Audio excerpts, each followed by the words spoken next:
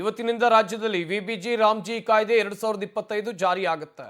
ವಿಕಸಿತ ಭಾರತ ರೋಜ್ಗಾರ್ ಮತ್ತು ಆಜೀವಿಕಾ ಮಿಷನ್ ಇದರ ಅಡಿಯಲ್ಲಿ ಜಾರಿಯಾಗ್ತಾ ಇರುವಂತದ್ದು ಉದ್ಯೋಗ ಮತ್ತು ಜೀವನೋಪಾಯ ಮಿಷನ್ ಕಾಯ್ದೆ 2025.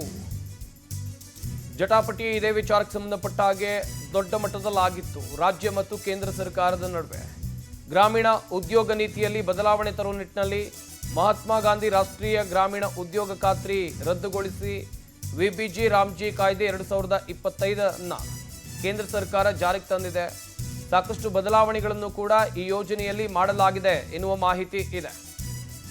ವಿಕಸಿತ ಭಾರತ್ ರೋಜ್ಗಾರ್ ಮತ್ತು ಆಜೀವಿಕಾ ಸದ್ಯ ಯೋಜನೆಯಲ್ಲಿ ಸಾಕಷ್ಟು ಬದಲಾವಣೆ ಆಗಿದೆ. ಆ ಬದಲಾವಣೆಗಳು ಏನೇನು ಅಂತ ನೋಡ್ತಾ ಹೋಗುವುದಾದ್ರೆ, ವಿಬಿಜಿ ರಾಮ್ಜಿ ಯೋಜನೆ ಜಾರಿಯಿಂದ ಹಲವು ಬದಲಾವಣೆ ಆಗುತ್ತೆ. ಕೇಂದ್ರ ಸರ್ಕಾರ ಮತ್ತು ರಾಜ್ಯ ಸರ್ಕಾರದ ಅನುದಾನದಲ್ಲಿ ಇಲ್ಲಿ ಬದಲಾವಣೆಯನ್ನ ಮಾಡಲಾಗಿರೋದು. ಈ ಹಿಂದೆ ನರೇಗಾ ಯೋಜನೆಯಲ್ಲಿ 90:10 ಅನುಪಾತದಲ್ಲಿ ವೆಚ್ಚ ಹಂಚಿಕೆಯನ್ನು ಮಾಡಲಾಗ್ತಾ ಇತ್ತು. ಅಂತ ಹೇಳಿದ್ರೆ ಕೇಂದ್ರ ಸರ್ಕಾರದಿಂದ 90% ಅನುದಾನ ಬಂದರೆ ರಾಜ್ಯ ಸರ್ಕಾರದ ಅನುದಾನ 10% ಇರ್ತಾ ಇತ್ತು. ಆದರೆ ಈ ಹೊಸ ಯೋಜನೆಯಲ್ಲಿ ಹೆಂಗೆ ಅಂತ ಹೇಳಿದ್ರೆ 60:40 ಅನುಪಾತದಲ್ಲಿ ಜಾರಿಗೆ ತರಲಾಗಿದೆ. ರಾಜ್ಯ ಸರ್ಕಾರದ ಮೇಲೆ ಹೆಚ್ಚಿನ ಆರ್ಥಿಕ ಹೊರೆ ಬೀಳುತ್ತೆ ಅಂತ ಹೇಳಲಾಗ್ತಾ ಇದೆ. ಇದರಲ್ಲಿ ಕೇಂದ್ರ ಸರ್ಕಾರ 60% ಅನುದಾನವನ್ನು ಕೊಟ್ಟರೆ 40% ಅನುದಾನವನ್ನು ರಾಜ್ಯ ಸರ್ಕಾರ ಕೊಡಬೇಕು.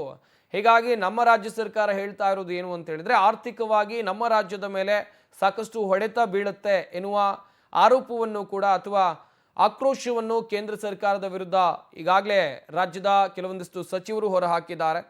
ಇನ್ನುಳಿದಂತೆ ಈ ವಿಬಿಜಿ ರಾಮ್ಜಿ ಯೋಜನೆಯಿಂದ ಉದ್ಯೋಗ ಖಾತರಿಯ ಹೆಚ್ಚಳ, ಇದರಿಂದ ಗ್ರಾಮೀಣ ಭಾಗದ ಪ್ರತಿ ಕುಟುಂಬಕ್ಕೆ ಉದ್ಯೋಗ ಸಿಗಲಿದೆ. ವರ್ಷಕ್ಕೆ ಕನಿಷ್ಠ 125 ದಿನಗಳ ಕಾಲ ಉದ್ಯೋಗವನ್ನು ಈ ಯೋಜನೆಯ ಅಡಿಯಲ್ಲಿ ನೀಡಲಾಗುತ್ತೆ. ಈ ಹಿಂದೆ MG ನರೇಗಾದಡಿ 100 ದಿನಗಳ ಉದ್ಯೋಗ ಸಿಗ್ತಾ ಇತ್ತು. ಇದರ ಬದಲಾಗಿ ಹೆಚ್ಚುವರಿ 25 ದಿನಗಳ ಉದ್ಯೋಗ ಇನ್ನು ಮುಂದೆ ಸಿಗುತ್ತೆ. ಬಟ್ ಬದಲಾವಣೆ ವಿರುದ್ಧ ಆಕ್ರೋಶಗಳು ವ್ಯಕ್ತವಾಗಿತ್ತು. ಆದರೆ ಈ ಹಿಂದೆ ಇದ್ದಂಥ ಅನುಪಾತವನ್ನು ನೀವು ಗಮನಿಸಲೇಬೇಕಾಗುತ್ತೆ. 90% ಕೇಂದ್ರ ಸರ್ಕಾರ ಕೊಡ್ತಾ ಇತ್ತು, 10% ಅನುದಾನವನ್ನು ಮಾತ್ರ ರಾಜ್ಯ ಸರ್ಕಾರ ಕೊಡ್ತಾ ಇತ್ತು.